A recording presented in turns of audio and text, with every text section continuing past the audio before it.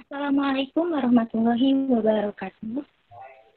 Ibu Dr. Anda Nenden Ine Herawati MPD, beserta Ibu Triana Lestari SPC MPD yang kami hormati, serta teman-teman sekalian. Di sini kami dari kelompok 3 dengan mata kuliah Psikologi Pendidikan dan Bimbingan akan mempresentasikan mengenai kepribadian yang akan diuraikan oleh rekan saya. Kepadanya dipersilahkan. Assalamualaikum warahmatullahi wabarakatuh. Saya Putri Rizky Auratanjila Sudirman dengan NIM 2810 ingin mempresentasikan kepribadian atau personality. Adalah keseluruhan cara di mana seseorang bereaksi dan berinteraksi dengan lingkungan atau individu lainnya. Nah, biasanya dalam pergaulan, dalam percakapan sehari-hari, tidak jarang kita mendengar dan bahkan menggunakan kata pribadi atau kepribadian. Nah, pribadi atau kepribadian ini biasanya selalu dikaitkan dengan pola-pola tingkah laku manusia yang berhubungan dengan norma-norma tentang baik dan buruk. Atau dengan kata lain, kata pribadi atau kepribadian itu dipakai untuk menunjukkan adanya ciri khas yang ada pada seseorang. Next. Nah, yang pertama, sikap. Sikap atau dalam bahasa Inggris biasa kita sebut dengan attitude adalah suatu cara bereaksi terhadap suatu perangsang. Nah, ini tuh berkecenderungan untuk bereaksi dengan cara tertentu terhadap suatu perangsang atau situasi yang dihadapi. Bagaimana reaksi seseorang jika ia terkena suatu rangsangan, baik mengenai orang, benda-benda, ataupun situasi-situasi yang mengenai dirinya. Contohnya itu seperti Pak Amin bersikap acuh tak acuh terhadap persoalan yang menyangkut keluarganya. Nah, dapat kita katakan bahwa sikap adalah suatu perbuatan atau tingkah laku sebagai reaksi atau respon terhadap suatu rangsangan atau stimulus yang disertai dengan pendirian dan perasaan orang itu. Next. Yang kedua yaitu sifat. Sifat atau traits dalam istilah psikologi berarti ciri-ciri tingkah laku yang tetap atau hampir tetap pada seseorang. Nah, contohnya itu seperti si Burhan pemarah, si Amin pendusta, si Aminah penangis. Ini menunjukkan bahwa perbuatan-perbuatan seperti itu sering muncul sehingga menjadi suatu ciri khas dari tingkah laku seseorang. Selanjutnya dilanjutkan oleh rekan saya. Saya Renata Nur Anissa dengan NIM 25956. Yang ketiga, ada temperamen. Ada orang yang mengartikan temperamen sama dengan watak.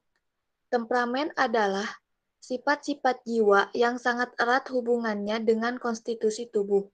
Yang dimaksud dengan konstitusi tubuh di sini ialah keadaan jasmani seseorang yang terlihat dalam hal-hal yang khas baginya, seperti keadaan darah, pekerjaan kelenjar, pencernaan, pusat saraf, dan lain-lain. Temperamen lebih merupakan pembawaan dan sangat dipengaruhi atau tergantung kepada konstitusi tubuh. Oleh karena itu, temperamen sukar diubah atau dididik dan tidak dapat dipengaruhi oleh kemauan atau kata hati orang yang bersangkutan. Next. Yang keempat ada watak.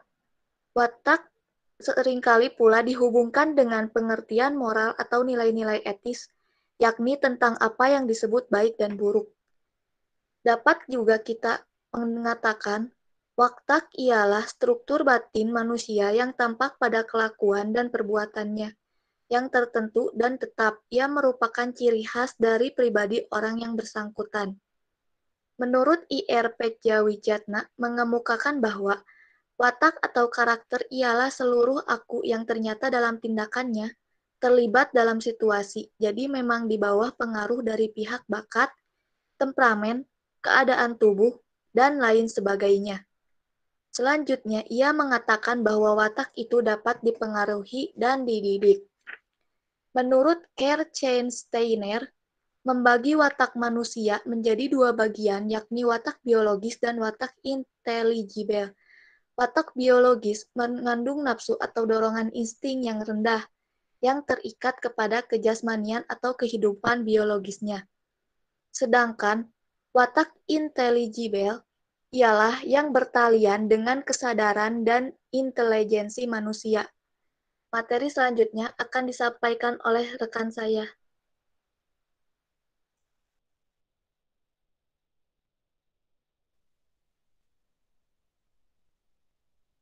Perkenalkan, nama saya Arati Setiawati dengan NIM 25932 akan mempresentasikan tentang uraian watak dan kepribadian yang akan dijelaskan juga oleh dua rekan saya.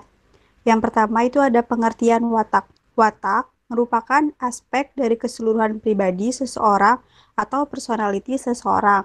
Sebenarnya sangat susah bagi kita untuk membedakan antara pengertian watak dan kepribadian.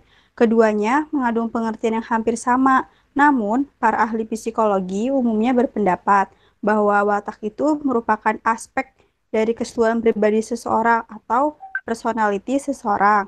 Sedangkan kepribadian itu berbicara mengenai sifat dan pembawaan yang khas. Next.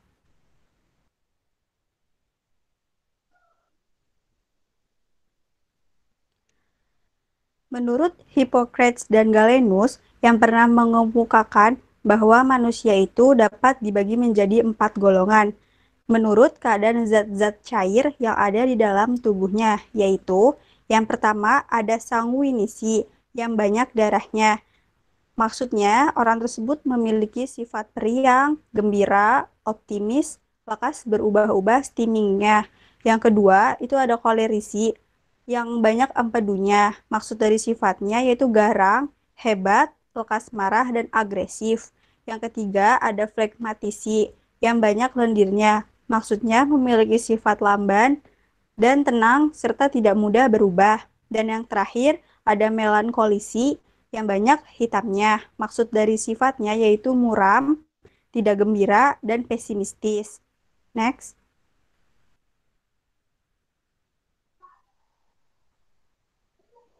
Menurut Kretschmer, seorang ahli penyakit jiwa bangsa Jerman, ia menunjukkan bahwa adanya hubungan yang erat antara tipe tubuh seseorang dengan sifat dan wataknya.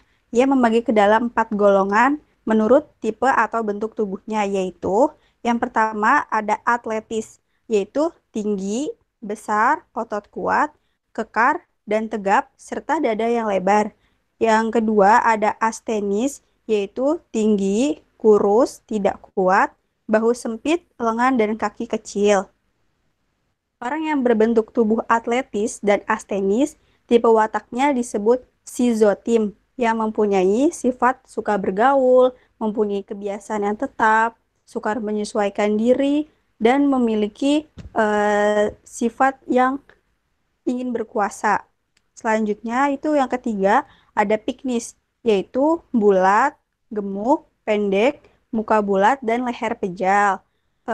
Tipe wataknya disebut psikotim, yaitu mempunyai sifat mudah bergaul, suka humor, mudah berubah-ubah steamingnya, dan lekas memaafkan kesalahan orang lain.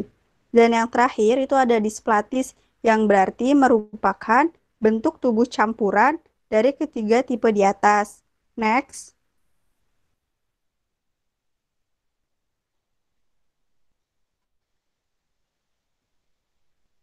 Selanjutnya, menurut Spranger, seorang penganut Verstände psikologi dari Jerman, ia mengadakan penggolongan tipe manusia berdasarkan sikap manusia itu terhadap nilai-nilai kebudayaan yang hidup di dalam masyarakat. Nilai-nilai tersebut dibagi menjadi 6 golongan. Yang pertama itu ada manusia ekonomi. Sifatnya suka bekerja dan mencari untung. Yang kedua, ada manusia sosial. Sifatnya suka mengabdi dan berkorban untuk orang lain. Dan yang ketiga, manusia politik. Sifatnya suka menguasai orang-orang lain. Yang keempat, manusia teori itu sifatnya suka berpikir, berfilsafat, dan mengabdi kepada ilmu. Yang kelima, manusia seni. Sifatnya suka menikmati tentang keindahan. Dan yang terakhir, keenam, yaitu manusia agama. Sifatnya suka berbakti dan beribadah. Ternyata masih banyak lagi menurut para ahli psikologi tentang sifat-sifat dan watak-watak manusia yang masih diselidiki oleh para ahli psikologi. Selanjutnya bisa dilanjutkan oleh rekan saya.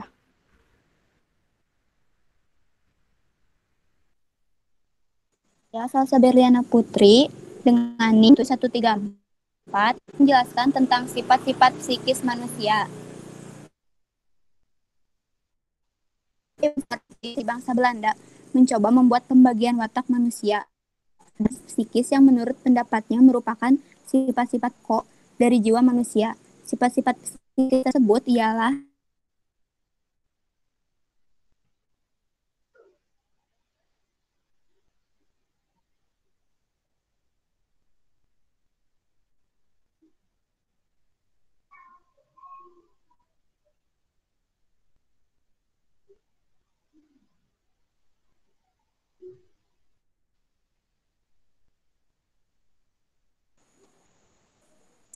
next.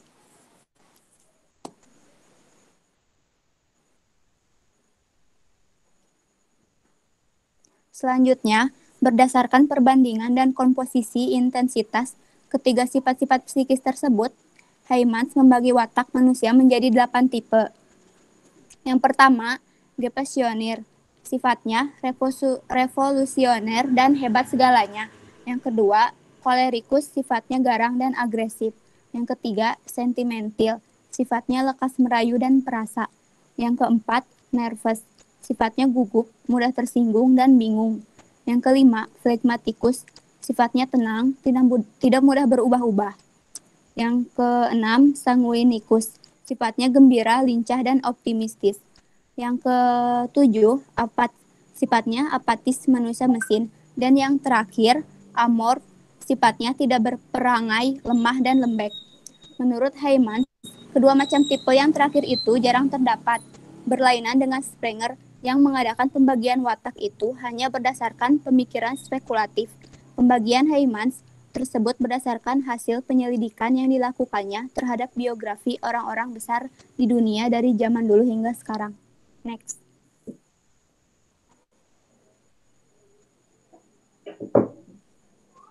Ewald, hampir sama dengan Heymans, mengadakan pembagian watak manusia berdasarkan fungsi-fungsi psikis, yakni 4 asas pokok dari kesanggupan jiwa. Yang pertama, kesanggupan menerima kesan. Yang kedua, kesanggupan menyimpan kesan-kesan. Yang ketiga, kesanggupan mengolah kesan-kesan. Dan yang terakhir, kesanggupan mengubah yang telah diolah menjadi perbuatan. Berdasarkan kuat atau lemahnya kesanggupan-kesanggupan jiwa tersebut, selanjutnya Ewald membagi watak manusia itu menjadi 16 macam tipe. Di samping itu, Ewald juga memasukkan insting dan nafsu-nafsu ke dalam pembagian watak yang dibuatnya. Ia berpendapat bahwa kuat atau lemahnya insting dan nafsu-nafsu yang ada pada seseorang turut mempengaruhi perbuatan dan tingkah laku orang itu. Next.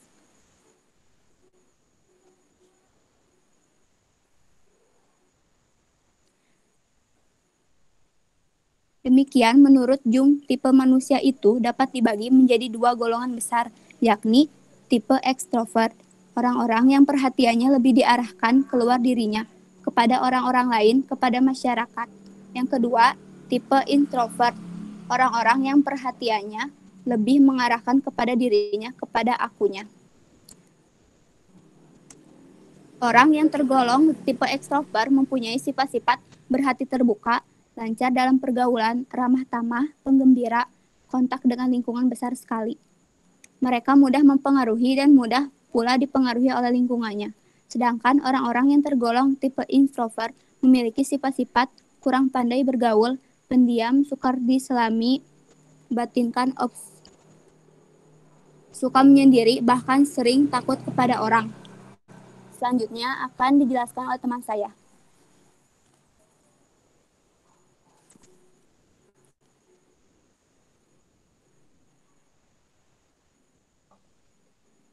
Nama saya Patricia Bunga Juwita Galan dengan NIM 2003-227. Saya akan menjelaskan secara rinci tentang sifat-sifat yang dimiliki oleh seorang ekstrovert. Yang pertama ini adalah lancar atau lincah dalam berbicara. Yang kedua adalah bebas dari rasa kekhawatiran atau kecemasan. Yang ketiga ini adalah tidak lekas malu dan tidak canggung. Lalu umumnya bersifat konservatif ataupun memiliki kebiasaan-kebiasaan. Selanjutnya, ekstrovert juga mempunyai minat pada bidang atletik.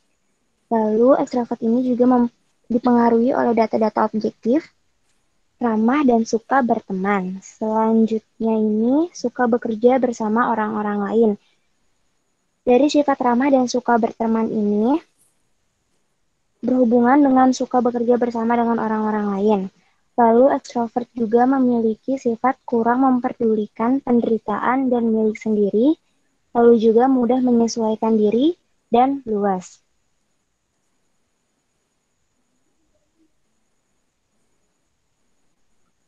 Selanjutnya, saya akan menjelaskan sifat-sifat dari seorang introvert. Yang pertama adalah lebih lancar menulis daripada berbicara. Nah, introvert ini memiliki kebalikan sifat dari sifat ekstrovert, di mana ekstrovert ini memiliki kelincahan dalam berbicara, sedangkan introvert adalah kelebihan pada menulis. Lalu selanjutnya adalah cenderung atau sering diliputi rasa kekhawatiran. Lalu juga lekas malu dan cenderung bersifat radikal. Nah, di sini juga kebalikan. Introvert ini memiliki sifat cenderung radikal. Introvert memiliki sifat yang konservatif.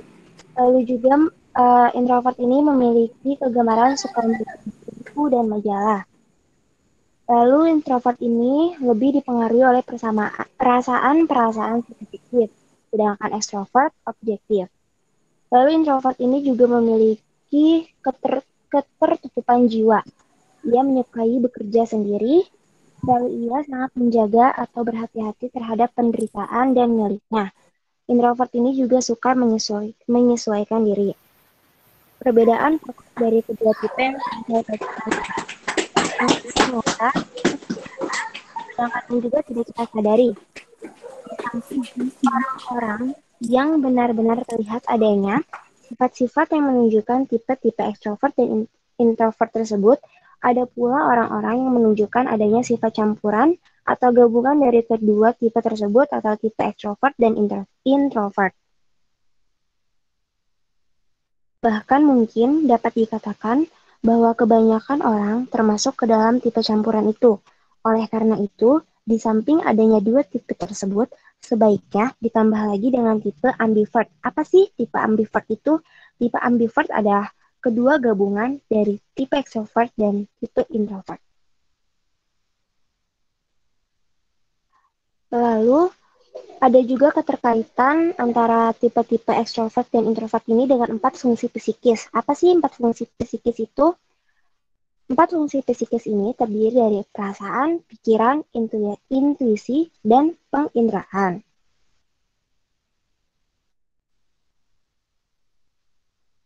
Nah, dari introvert, extrovert ini karena memiliki keterkaitan dengan fungsi psikis, perasaan, pikiran, intuisi, dan penginderaan ini, menghubungkan keempat fungsi tersebut seperti ini contohnya. Jika seorang arah perhatiannya ditujukan keluar dirinya dan yang memegang peranan dalam perhatiannya itu adalah perasaan, maka orang semacam itu menurut pembagian ini termasuk tipe ekstrovert dan cenderung oleh perasaan. Nah, ini juga 8 tipe manusia yang berhubungan dengan ekstrovert, introvert dengan 4 fungsi psikis ini. Ada ekstrovert dengan kecenderungan pikiran, ada ekstrovert dengan kecenderungan perasaan, ada ekstrovert dengan kecenderungan intuisi, ada ekstrovert dengan kecenderungan penginderaan, lalu juga ada introvert dengan kecenderungan pikiran, introvert dengan kecenderungan perasaan, introvert dengan kecenderungan intuisi, lalu ada introvert dengan penginderaan. Selanjutnya akan dijelaskan oleh rekan saya yang bernama Pinkan. Perkenalkan, nama saya Pinkan Regidenika dengan NIM 2005-722. Yang pertama, arti kepribadian. Menurut bahasa Latin yaitu personer, yang berarti mengeluarkan suara. Maksud dalam mengeluarkan suara yaitu yang digunakan untuk menunjukkan suara dari percakapan seorang pemain yang diwara melalui topeng yang dipakainya.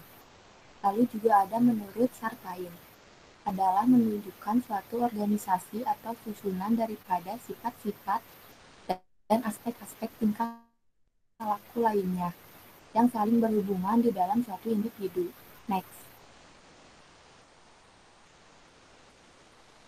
Lalu juga yang kedua, definisi kepribadian. Jika melihat dari menurut psikologi, yaitu salah satunya Gordon Allport, bahwa kepribadian sebagai suatu organisasi yang meliputi aspek psikis dan fisik, yang merupakan suatu struktur dan sekaligus proses. Next. Nah, yang ketiga yaitu sifat kepribadian. Yang pertama yaitu dinamis, tidak statis ataupun tetap, yang artinya berubah bahwa ia menunjukkan tingkah laku yang terintegrasi dan merupakan interaksi antara kesanggupan bawaan yang ada pada individu dan lingkungannya. Yang kedua, psikofisik, yang artinya adalah baik faktor jasmania maupun rohania individu itu bersama-sama memegang peranan dalam kepribadian seseorang. Yang ketiga yaitu unik. Maksud dari unik yaitu kepribadian seseorang yang sifatnya khas, mempunyai ciri-ciri tertentu yang membedakan dari individu yang lain. Yang keempat, jika melihat dari karakteristik, yaitu bisa berupa sifat yang malu, agresif, patuh, malas, ambisius, setia, dan takut. Berikutnya akan dilanjutkan oleh rekan saya, Maharani. Nah, di sini ada aspek-aspek kepribadian. Beberapa aspek kepribadian yang penting itu berhubungan dengan pendidikan atau dalam rangka pembentukan pribadi anak-anak didik. Next. Nah, yang pertama ada sifat-sifat kepribadian atau personality traits. Singkatnya itu sifat-sifat umum pada seseorang individu untuk menilai situasi-situasi dengan cara tertentu dan bertindak sesuai dengan penilaian itu. Contohnya itu seperti orangnya penakut, pemarah, sombong, suka bergaul, ramah, atau lain-lainnya. Dan ingat juga, seseorang itu mempunyai bermacam-macam sifat dari macam-macam tipe watak. Next. Yang kedua, ada intelijensi. Intelijensi atau kecerdasan merupakan aspek kepribadian yang penting juga, termasuk di dalamnya kewaspadaan, kemampuan belajar, kecepatan berpikir, kepandaian, kesanggupan untuk mengambil keputusan yang tepat, atau kepandaian mengambil dan mengolah sebuah masalah dengan tepat. Next. Yang ketiga, ada appearance and impression, atau pernyataan diri dan cara menerima kesan-kesan. Yaitu termasuk juga ke dalam aspek yang sangat penting. Contohnya ada kejujuran, pendendam, menyelimuti diri, tidak dapat menyimpan rahasia, mudah melupakan pesan-pesan, dan lain-lainnya. Next. Selanjutnya ada sikapnya terhadap orang lain. Nah, tentang sikap juga telah dibicarakan pada sebelumnya. Sikap seseorang itu tidak terlepas dari sikap orang itu terhadap dirinya sendiri. Bermacam-macam sikap yang ada pada seseorang itu turut menentukan kepribadian dirinya sendiri. Selanjutnya akan dijelaskan oleh teman saya. Baik, saya Raisa Ayulfia dengan NIM 2001739 akan melanjutkan pembahasan mengenai aspek-aspek kepribadian. Adapun aspek-aspek nomor 5 dalam kepribadian yaitu next.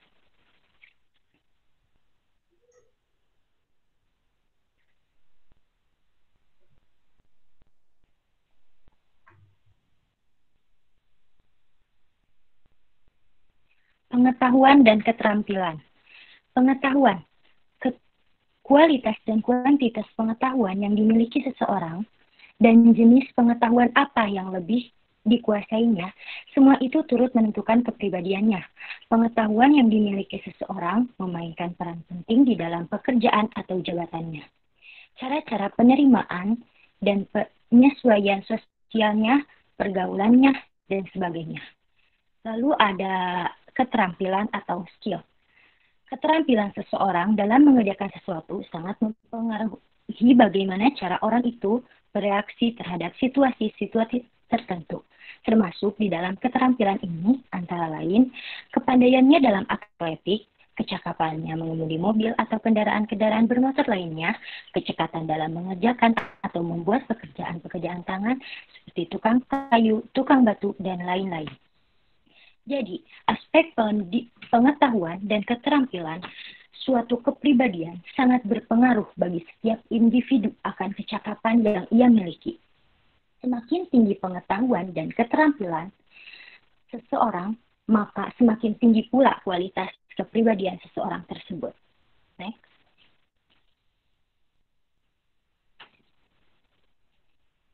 Adapun nomor 6 yaitu nilai-nilai atau valuasi. Bagaimana pandangan dan keyakinan seseorang terhadap nilai-nilai atau ide-ide turut pula menentukan kepribadiannya. Nilai-nilai yang ada pada seseorang dipengaruhi juga oleh adat istiadat, etika, kepercayaan, dan agama yang dianutnya. Semua itu mempengaruhi sifat, pendapat, dan pandangan kita yang selanjutnya tercermin dalam cara-cara kita bertindak dan bertingkah laku.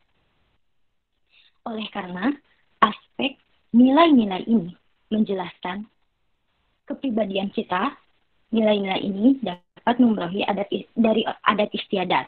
Maka dari itu, nilai-nilai menjadi poin penting pula dalam kepribadian. Next.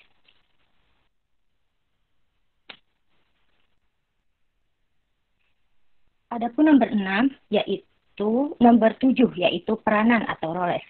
Yang dimaksud dengan peranan di sini ialah kedudukan atau posisi seseorang di dalam masyarakat dimanapun ia hidup. Termasuk dalam peranan ini ialah tempat dan jabatannya, macam pekerjaannya, dan tinggi rendahnya kedudukan itu. Kedudukan seseorang dalam masyarakat menentukan tugas, kewajiban, dan tanggung jawabnya, yang selanjutnya menentukan sikap dan tingkah lakunya. Tidak disangsikan lagi bahwa peranan, roles, turut menentukan kepribadian seseorang.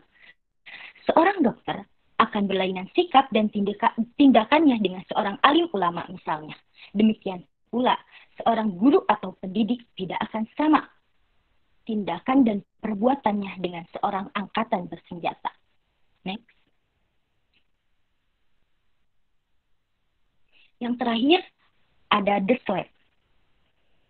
The slave merupakan aspek penting di dalam kepribadian. The slave adalah individu sebagaimana diketahui dan dirasakan oleh individu itu sendiri, yang terdiri dari the slave picture, yaitu aspek-aspek yang didasari dari pandangan individu tentang dirinya sendiri dan kepercayaan serta perasaan individu tentang dirinya sendiri yang tidak disadari. Dengan kata lain, the slave adalah anggapan dan perasaan individu tentang siapa, apa, dan di mana sebenarnya dia berada. Sedangkan kepribadian seperti yang telah diuraikan ialah organisasi sistem-sistem psikofisik individu yang menentukan cara-cara penyesuaian dirinya yang unik terhadap lingkungannya. Dengan membandingkan kedua pengertian tersebut, kepribadian dan deskrip menjadi jelas bahwa kepribadian itu mencakup deskrip. Kepribadian atau personality tidak hanya mencakup apa yang dipikirkan dan dirasakan individu tentang dirinya sendiri, tetapi juga tingkah lakunya dan kecenderungan-kecenderungan terhadap sesuatu, baik menjadi bagian daripada dirinya maupun tidak. Selanjutnya akan dijelaskan oleh rekan saya.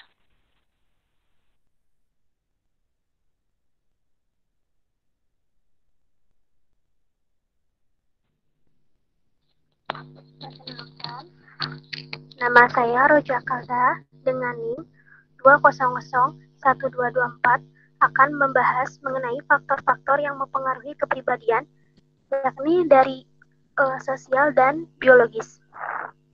Next.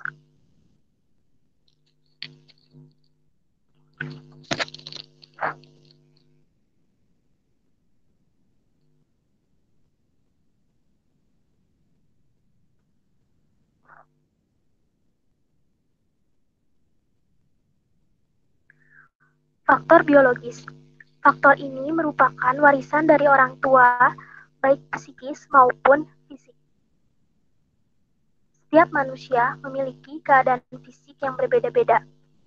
Hal ini setidaknya berpengaruh terhadap kepribadiannya. Tingkat kecerdasannya pun yang dianugerahkan kepada manusia yang berbeda-beda akan mempengaruhi kepribadiannya. Misalnya, seseorang yang bertubuh besar pasti akan memiliki kepribadian yang berbeda dengan seseorang yang bertubuh kecil. Juga, seseorang yang memiliki tingkat kecerdasan yang besar, yang tinggi dalam bidang olahraga, pasti memiliki kepribadian yang berbeda dengan seseorang yang tingkat kecerdasannya lebih tinggi di bidang matematika.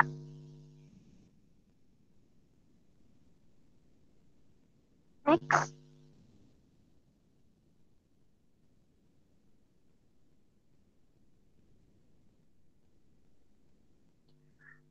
Yakni yang kedua, faktor sosial. Yang dimaksud faktor sosial di sini adalah masyarakat, yakni manusia lain di sekitar individu yang mempengaruhi individu yang bersangkutan. Contohnya ialah keluarga, termasuk tradisi, adat istiadat, dan kebiasaan yang berlaku pada keluarga tersebut. Next.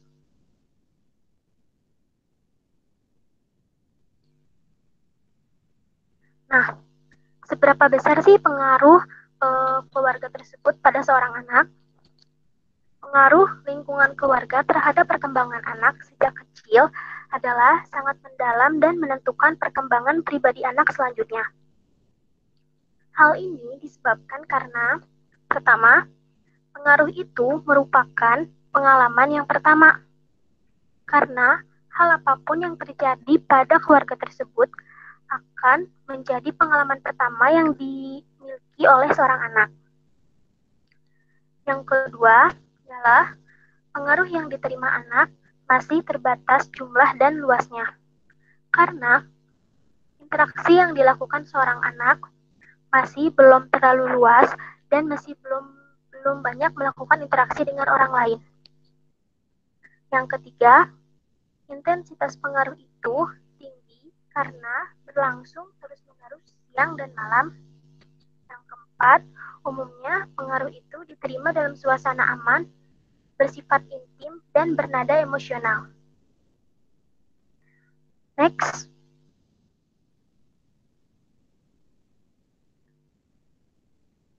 Nah, lalu adapun cara untuk menghitung interaksi personal, yakni dengan rumus X sama dengan Y kuadrat dikurangi Y bagi 2. X di sini adalah interaksi yang mungkin dilakukan oleh anggota keluarga, yang Y-nya adalah jumlah anggota keluarga. Jadi, dimisalkan dalam sebuah keluarga terdapat 4 orang anggota keluarga. Jadi, 4 pangkat 2 dikurangi 4 dibagi 2, hasilnya akan menjadi 6. Jadi, dalam keluarga tersebut, interaksi yang mungkin terjadi adalah sebanyak 6 kali. Next.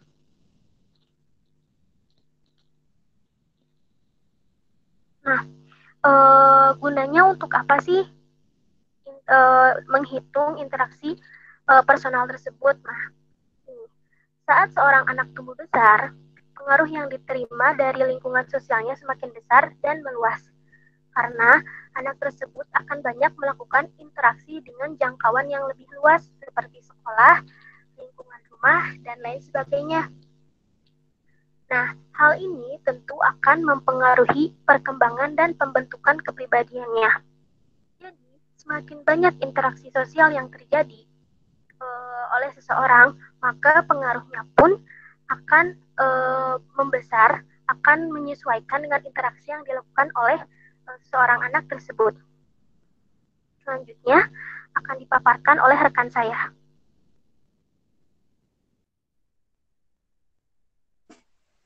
Saya Monica Oktavianti dengan NIM 2004-801. Nah, faktor terakhir yang sangat berpengaruh dalam kepribadian adalah faktor kebudayaan. Apa sih kebudayaan itu? Kebudayaan merupakan sebuah ciri atau identitas dari kumpulan orang yang mendiami wilayah tertentu. Budaya atau kebudayaan ini timbul dari perbuatan dilakukan masyarakat secara berulang-ulang sehingga membentuk suatu kebiasaan yang pada akhirnya menjadi sebuah kebudayaan. Secara lebih singkat, kebudayaan itu adalah semua yang dipelajari dalam kehidupan sosial dan diwariskan dari generasi ke generasi berikutnya. Kebudayaan yang telah terbentuk itu nantinya akan masuk dan mengakar di dalam kehidupan manusia, sehingga tanpa kita sadari, kebudayaan telah mempengaruhi kehidupan manusia. Next. Ada beberapa aspek kebudayaan yang mempengaruhi pembentukan kepribadian. Yang pertama ada nilai-nilai. Di dalam kebudayaan pastinya terdapat nilai-nilai yang dijunjung tinggi oleh masyarakat. Mentaati dan mematuhi nilai-nilai tersebut merupakan kewajiban bagi setiap anggota masyarakat. Tadi sebelumnya sudah dijelaskan ya bahwa nilai-nilai di dalam kebudayaan itu ada seperti nilai agama, adat istiadat. Nah, nilai-nilai itu diajarkan dan dipelajari sedari kecil, sehingga akan membentuk gagasan berupa cara berpikir dan bertingkah laku. Yang kedua ada adat dan tradisi. Adat dan tradisi ini nggak berbeda jauh sama nilai-nilai. Adat dan tradisi setiap daerah pastinya berbeda-beda. Adat dan tradisi ini nantinya akan menentukan cara bertindak dan bertingkah laku setiap manusia. Next.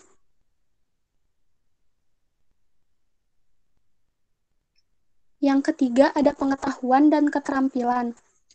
Pengetahuan yang dimiliki seseorang sangat mempengaruhi tindakannya. Begitu pula kecakapan dan keterampilan seseorang membuat atau mengerjakan sesuatu. Tiap orang pastinya memiliki pengetahuan yang berlain-lainan. Nah, di suatu negara, tinggi rendahnya pengetahuan itu mencerminkan kebiasaan atau kepribadian masyarakat itu. Makin tinggi kebudayaan suatu masyarakat, maka makin berkembang pula sikap hidup dan cara-cara kehidupan manusia-manusianya. Yang keempat ada bahasa. Bahasa merupakan salah satu faktor yang turut menentukan kepribadian. Betapa erat hubungan bahasa dengan kepribadian manusia yang memiliki bahasa itu. Pertama, karena bahasa merupakan alat komunikasi antar individu.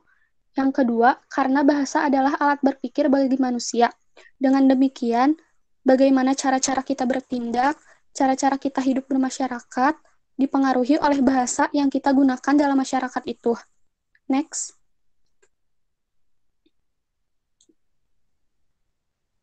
Yang terakhir ada milik kebendaan. Milik kebendaan itu maksudnya adalah alat-alat yang dimiliki oleh masyarakat itu, seperti alat transportasi. Milik kebendaan juga dapat berupa kekayaan dan kemakmuran. Makin maju kebudayaan suatu masyarakat, maka makin maju pula kepribadian manusia yang memiliki kebudayaan itu. Next.